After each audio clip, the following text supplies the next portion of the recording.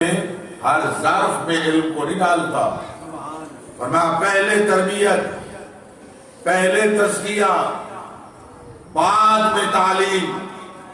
دوسرے مقام پہ ارشاد فرمایا اتقوا اللہ ویعلمکم اللہ، اگر تم علم حاصل کرنا چاہتے ہو تو پہلے تقوی خداوندی اختیار کرو، پہلے تقوی اختیار کرو، اس کے بعد اللہ تمہیں علم عطا کرے گا۔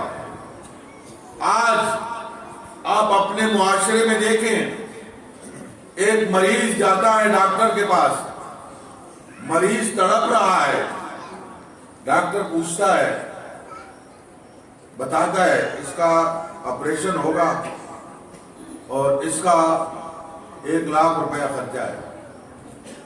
مریض کے پاس 1,00,000 روپیہ نہیں ہے، وہ دینے کے قابل نہیں ہے، مریض تڑپ رہا ہے، ڈاکٹر کی فیس 1,00,000 روپیہ ہے اور مریض اسی حالت میں تڑپ تڑپ کے مر جاتا ہے۔ اس کا قاتل کون ہے؟ وہ ڈاکٹر ہے۔ اس کے پاس کیا وجہ کیا ہے کہ اس کی آنکھوں کے سامنے تڑپتے ہوئے مریض مر گیا؟ اگر وہ ڈاکٹر با تقویٰ ہوتا تو پیسے کا مطالبہ نہ کرتا۔ وجہ کیا تھی کہ اس کے پاس، اس نے طب کا تو علم تو حاصل کیا لیکن اس کے پاس تقویٰ نہیں تھا۔ اگر تقویٰ ہوتا تو مریض کی یہ کیفیت نہ ہوتی۔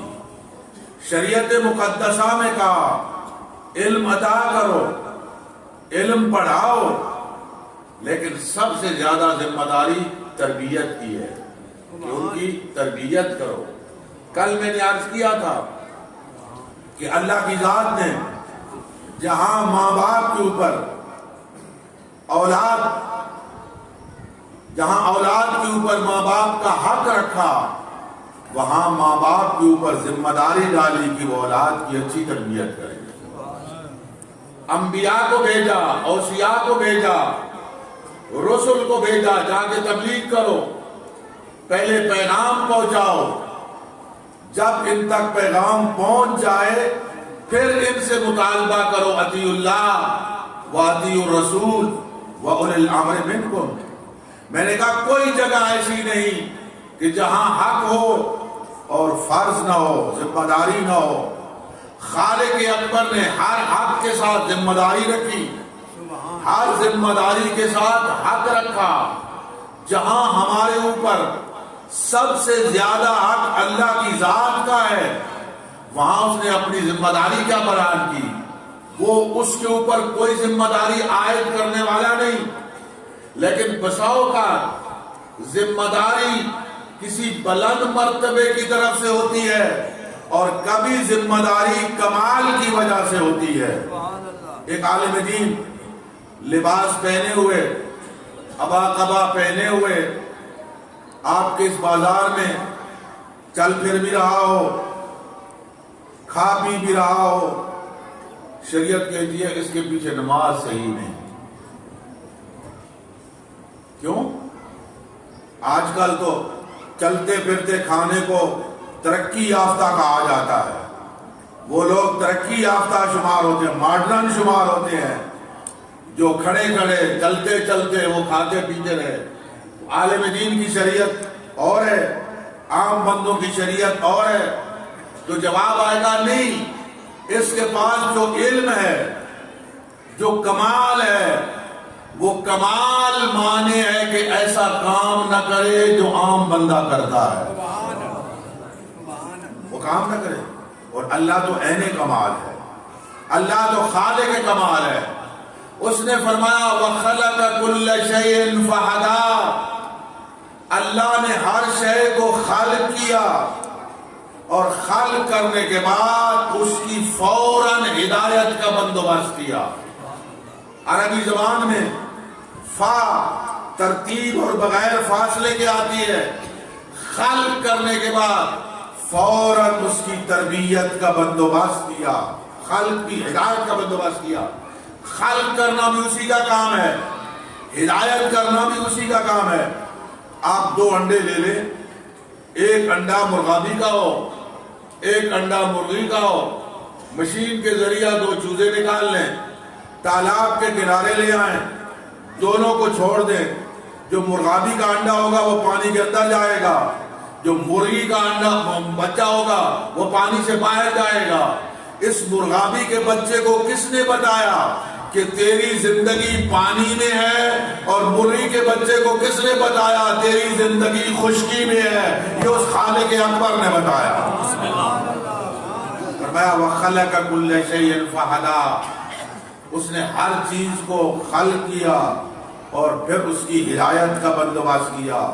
بے عین ہی ایسے آپ ایک مشین لیتے ہیں، اسی سپیکر کو آپ لیں بازار سے جا کے، اس کے ساتھ ایک کتاب ہوگی جس میں لکھا ہوا ہوگا کہ اس سپیکر کو استعمال کیسے کرنا ہے، جس کو گائیڈ بک کہتے ہیں۔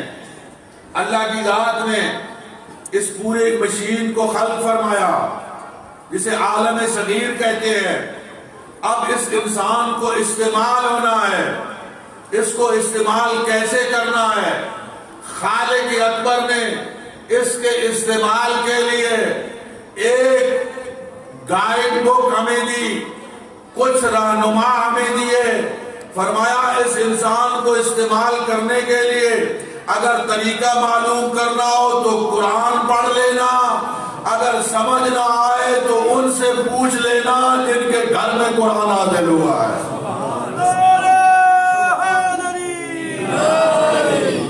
اہل البیت ادرا بما فی البیت، گھر والے بہتر جانتے ہیں گھر میں کیا ہے۔ قرآن کو پڑھو گے، قرآن تمہیں بتائے گا۔ قرآن لوگ پڑھتے ہیں قرآن کب؟ بندہ بن جائے، اسی گلخانی ہو قرآن کی تلاوت کی جاتی ہے، چیلوں ہو، برسی ہو، حتیٰ کہ کوئی نہ مر رہا ہو تو بھی قرآن پڑھتے ہیں، قرآن پڑھا جائے۔ میں آپ سے پوچھتا ہوں، ہمارے نوجوان ایک نعرہ لگاتے ہیں، قرآن وہ کتاب ہے جو در سے انقلاب ہے۔ لگاتے ہیں نعرہ، قرآن وہ کتاب ہے جو در سے انقلاب ہے۔ مجھے بتاؤ انصاف سے کہ برسی ہو تو قرآن پڑھا جائے، چیلوں ہو تو قرآن پڑھا جائے، گلخانی ہو تو قرآن پڑھا جائے، دنیا سے رخصت نہ ہو رہا ہو تو قرآن پڑھا جائے، گھر میں میت پڑی ہو تو قرآن پڑھا جائے۔ قرآن زندوں کے لیے آیا ہے یا مردوں کے لیے آیا ہے؟ انقلاب زندوں میں پیدا کیا جاتا ہے یا مردوں میں پیدا کیا جاتا ہے؟ جو کتاب زندوں کی تھی ہم نے مردوں کے والے کر۔ قرآن اس مقصد کے لیے نہیں آیا تھا۔ قرآن کی تلاوت ثواب ہے، زندہ کے لیے پڑھی جائے، مردہ کے لیے پڑھی جائے۔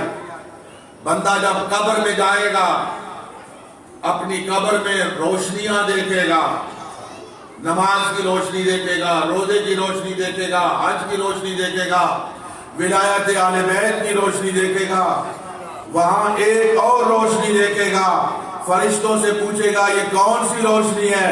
فرشتے بتائیں گے یہ تیرے گھر والوں نے تیرے ایصال ثواب کے لیے قرآن کی تلاوت کی ہے، اللہ نے اس کے بدلے میں قبر میں نور پیدا کر دیا